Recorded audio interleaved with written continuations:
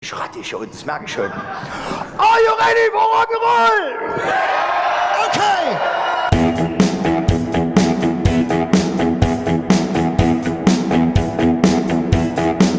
Es war so eine Nacht, wo man Blödsinn nur macht. Nach dem Regen war's draußen so schwül. Erstmal aß ich mich satt, ging dann raus in die Stadt. In den Straßen war so ein Gewühl. Trank ein Bier oder zwei, vielleicht waren's noch drei. Mit den Kumpels, doch dann gab's noch Streit.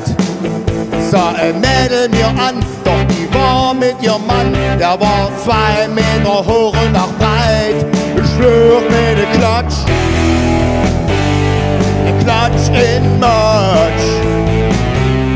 Ich schwör mir ne Klatsch in Matsch. Flog 2 Meter hoch, 3 Meter weit. Um einen Fallschirm zu nehmen, fehlte einfach die Zeit. Flog mit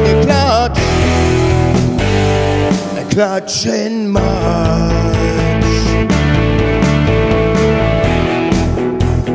Au! Alles lachte sich krank, doch ich dachte, schön Dank, sowas tut dir nicht nochmal passieren.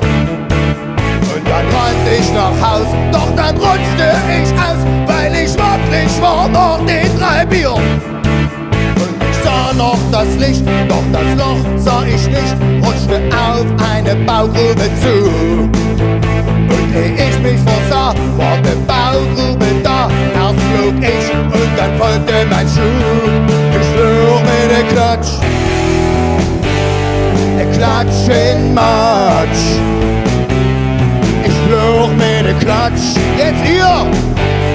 Ein Klatsch in Matsch, genau!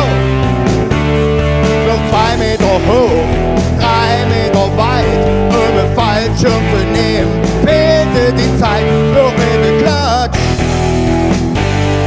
Klatsch in Matsch. Matsch nicht!